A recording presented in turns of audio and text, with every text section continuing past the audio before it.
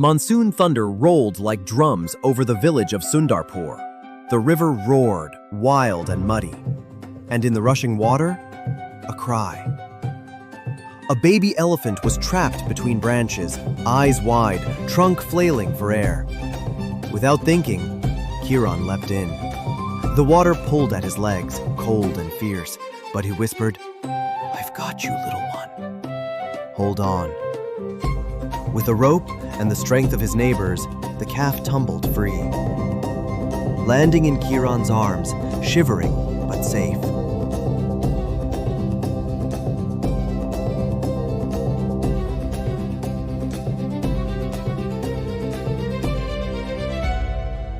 That night, the villagers gathered around.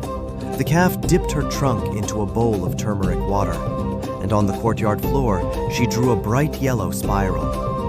They named her Chitra, curious, delicate, and full of wonder. Chitra grew in the shade of the great banyan tree. Every afternoon, Kiran brought her bowls of color: indigo from berries, crimson from hibiscus, black from charcoal. She painted moons that laughed, mango trees that danced, and goats with curly tails that made the children giggle. Her art made the whole village smile. But one evening, her brushstrokes grew slow.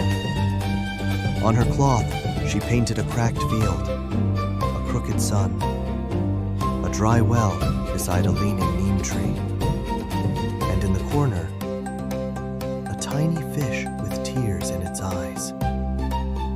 "Is this a warning?" Kiran whispered. The shopkeeper chuckled. "Elephants that paint the weather?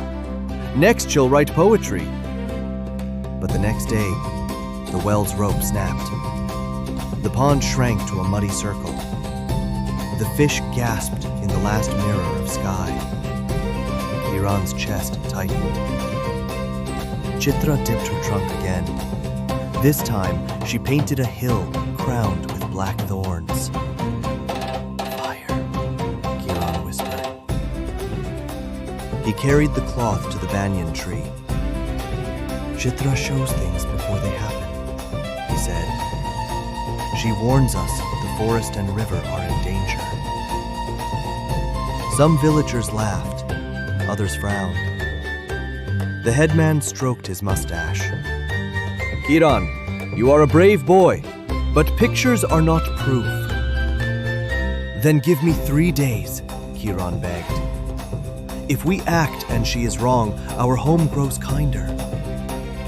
But if she is right, we save everything."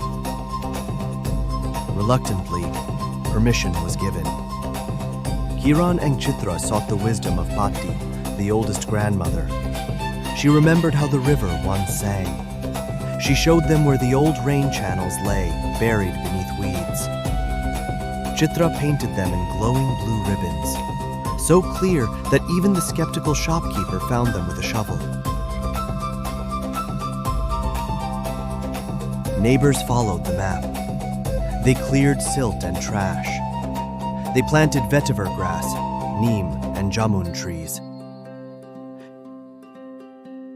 Children carried water for saplings. Families worked together. Hope returned. On the third afternoon, the wind came hot and sharp. From the hills rose a smear of gray. Chitra trumpeted, stamping the ground. She painted fast. Buckets, a line of people. Water splashing onto flames near the old teak grove. Kiran ran, the village at his heels. Smoke stung their eyes.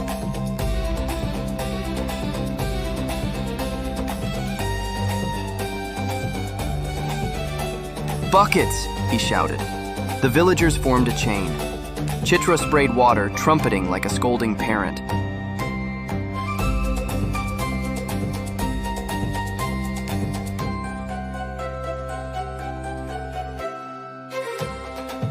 Children beat sparks with wet cloths.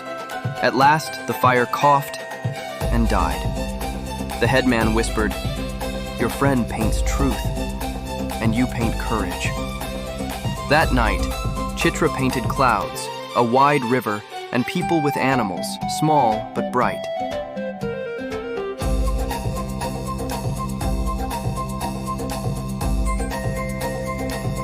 Soon the rains returned, not in anger but in blessing. They filled jars, kissed young roots, and the river sang again. Fish leapt like silver confetti. A pavilion was built for Chitra's art. Visitors came to see how a boy and an elephant had turned paintings into protection. Kiran no longer trembled when he spoke. And Chitra, always a little proud, signed each picture with a tiny heart, as if to say, "Love belongs in every plan."